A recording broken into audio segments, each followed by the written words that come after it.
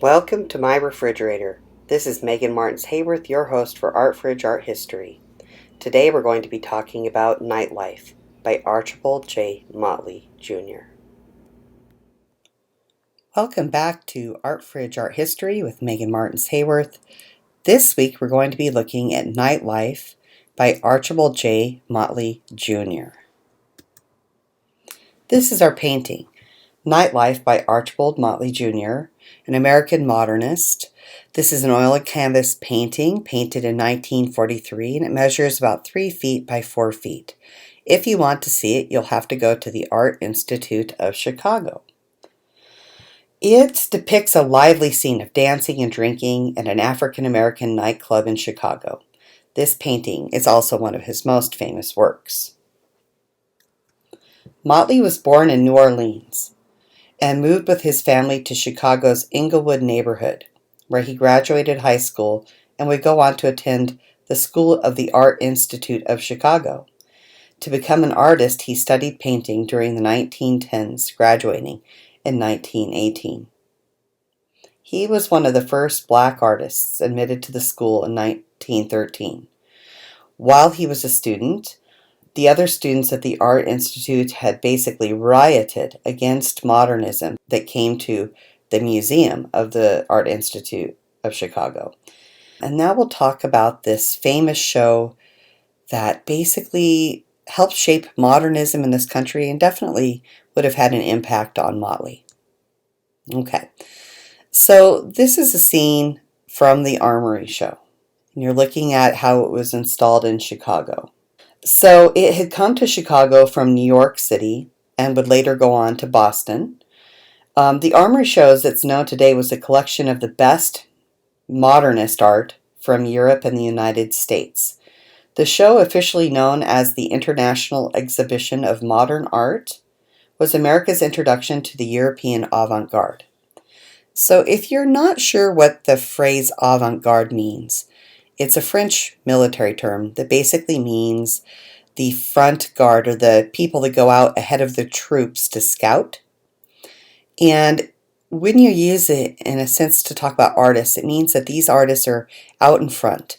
They're innovating and trying daring things that haven't been done before. They are definitely taking risks, and they're out in front of everybody else. They're leading the way. So when we say something avant-garde, it means kind of a little ahead of their time, right?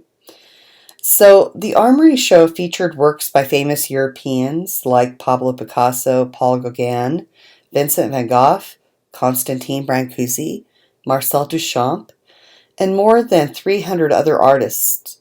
Included in this body of work was also Henri Matisse. Okay, so if you look at this slide I have here, that Charles Francis Brown, who was a painter and an instructor at the School of the Art Institute of Chicago, initiated tirades against the modernists, specifically Henri Matisse.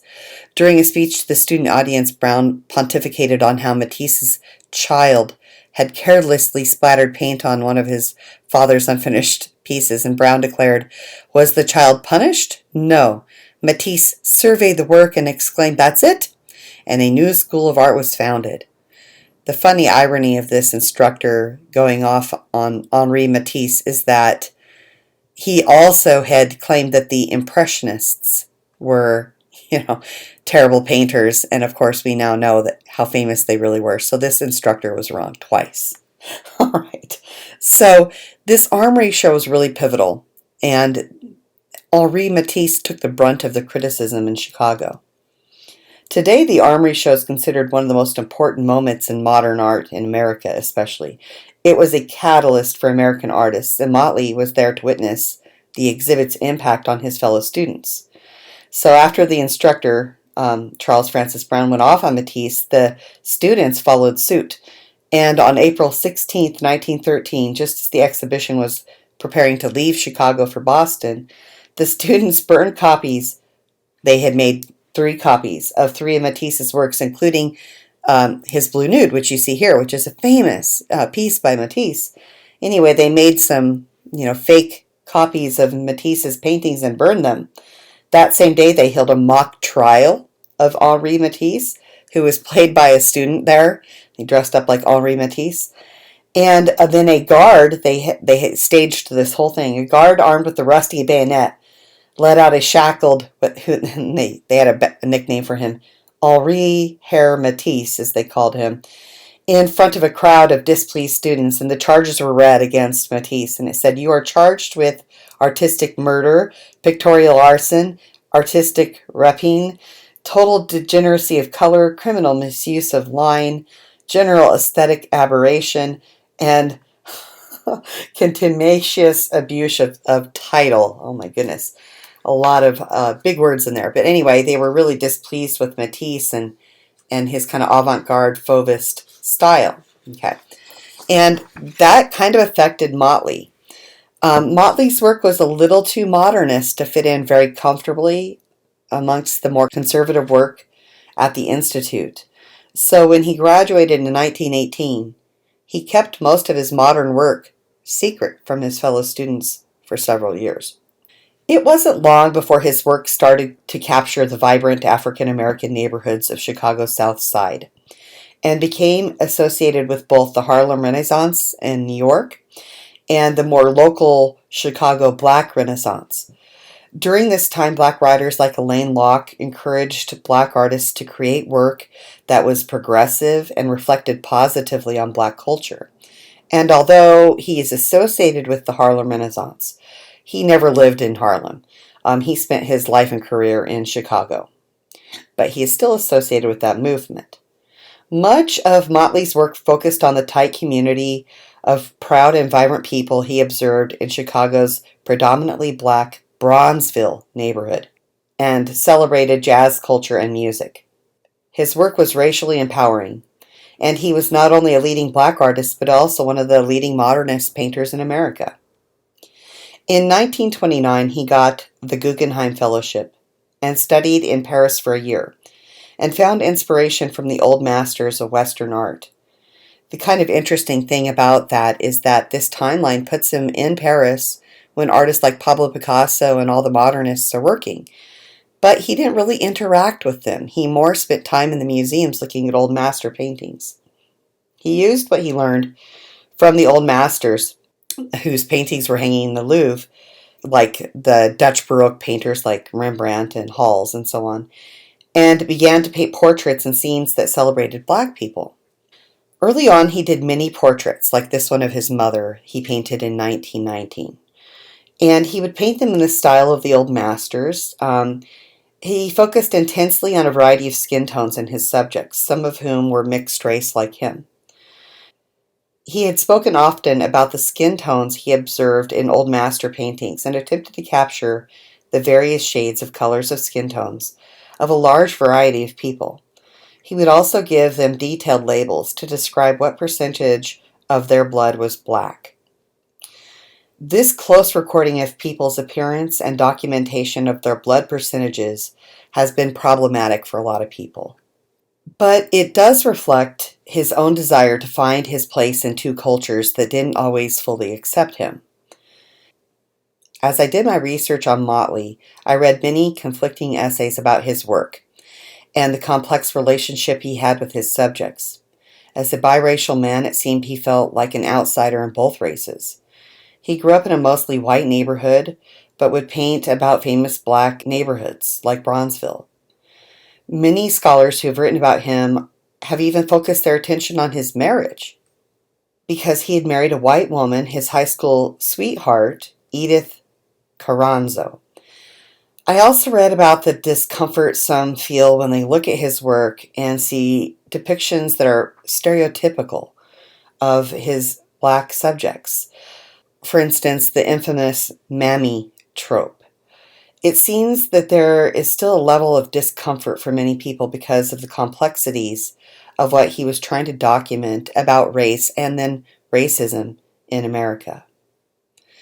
So these portraits would be of people that he knew a lot of times, but he was really interested in the skin tones and the variety of shades of skin in people of all different races. This painting is called Mending Socks and is an early example of this. It features his grandmother Emily Sims Motley in 1924. She is shown beside objects that were very important to her, and he paints the still lifes around her with the same attention to detail that the Dutch masters did. In the upper left corner is a portrait of the white woman that his grandmother had been enslaved to before gaining her freedom. It is a stark reminder of the much darker and shameful history of the United States, and it is possible that he wanted to depict a different side of the African American experience than that of just celebration and pride in the culture that he normally depicted. Perhaps through this portrait of his grandmother, he is showing that for some folks, reminders of their former lives and the history of the United States, for that matter, were always with them. It is the truth that paintings in Western museums are full of white subjects, and have been for centuries, and that when you do see someone with darker skin, they are typically portrayed as enslaved people or servants to white portrait subjects. He was able to change the narrative and celebrate Black culture and increase the visibility of Black subjects in museums through his paintings. His legacy and desire to change who gets to be seen on museum walls is still being talked about today. Let's take a brief look at some of his paintings from the series that were painted in Bronzeville in Chicago. This, of course, Nightlife, shows the nightclub scene, and a lot of them depict the nightlife in Bronzeville. What was problematic for a lot of people is kind of how he stereotypes his own subjects. And it's met a lot of criticism because some of these look like tropes. So when we see paintings like this, we see a vibrant nightlife in a culture that he wasn't actually really too much a part of. He would visit the neighborhoods and paint the subjects and people that he saw there, but he didn't live there. And so there's this conflict. I've read a lot about it, where some people are not quite sure how they feel about some of his depictions, because some of them do seem like they could be tropes or stereotypes. Okay. So, like I was talking about, he has a legacy. He tried to get the visibility of the African American community into museums where it had been left out for centuries. And his legacy is still to be seen today on museum walls in works by artists like Kehinde Wiley. And we'll look at another one in just a moment. But Kehinde Wiley would also take and want to change the narrative of art history, Western art history, from its predominant focus on white subjects. For instance, we're looking at The Officer of the Hussars by Theodore Géricault. And we see the soldier mounted, on horseback, and it's a famous painting. And what Wiley would do is approach people he saw in neighborhoods like in Harlem, New York, and see people whose style he liked, and he would say, "Hey, I'm a painter. I would like to paint you." And when they would come back to his studio, they would choose a painting from his art history books that showed a white subject, and he would paint his subject in the same pose, position, with a lot of the same things, so that it was clearly recognizable as a reference to a famous painting from Western art history, but he's flipped the narrative, right? He's flipped the narrative. And instead of putting, a white person in a position of authority or power, he's showing the opposite as a way to comment on who gets seen. And this is another painting that he borrowed from Napoleon Crossing the Alps by Jacques-Louis David, and he will paint his version of the same subject, and you can see all those similarities. So Wiley is famous for basically like deconstructing the narratives of Western art history and reinventing those narratives to show Black empowerment. Another artist who does this is Titus Kaphar, and Titus Kaphar also makes works that challenge these narratives and challenge racist traditions in art and museum practices. For instance, this is a quote by him. He said, "Much of Black history recorded in Western art is summarized visually by three roles: enslaved, in servitude, or impoverished. But beyond this limited social order lies a people of dignity and strength whose survival is nothing less than miraculous. My work seeks to illuminate the faces and figures whose presences have been conspicuously undocumented in Western art." And he will definitely make scathing critiques of Western artworks and the subjects they portray, and tell the hidden stories, for instance, with this one of Thomas Jefferson. And most of us know his kind of spotted history and kind of what Thomas Jefferson hid being brought to life, right? So it's increasing visibility of people of color in museums, but also critiquing and deconstructing Western art racism, basically, and Western art museum practices that underrepresent artists of color. An artist associated with the Harlem Renaissance, Motley desired to show his culture and race in a positive way to a broader audience in a largely racially segregated America. He believed that showing images like his paintings to a greater audience of white Americans could create positive change in this country. He really did think that his art could make great inroads into racial equality. However, unfortunately, near the end of his life, he seems to have given up a bit on this hope and created this damning image of America's shameful history, and there's little hope to be found in this image. And he titled it The First 100 Years. He amongst you who is without sin shall cast the first stone. Forgive them, Father, for they know not what they do. And of course, we can see definite references here to racism in the United States, member of Ku Klux Klan, the Confederate flag, lynching, and assassinated people like Dr. Martin Luther King Jr., John F. Kennedy, and Abraham Lincoln. And so it seems towards the end of his life, he started to, I guess, realize that everything he had hoped for the future wasn't exactly coming to fruit. Artists of color today are still fighting for representation, and many have been deconstructing and turning the lens on institutions and traditions that have long maintained racist policies and practices. In my research, I read of one positive outcome, and I'm sure there are others, but shows that the work being done by artists of color has been working. Kim Saget, director of the Smithsonian National Portrait Gallery, says that the gallery has been working on diversifying its portrait collection for the past decade. When she joined the gallery in 2013, staff members decided that 50% of all money spent on art would support diverse artists and portrait subjects.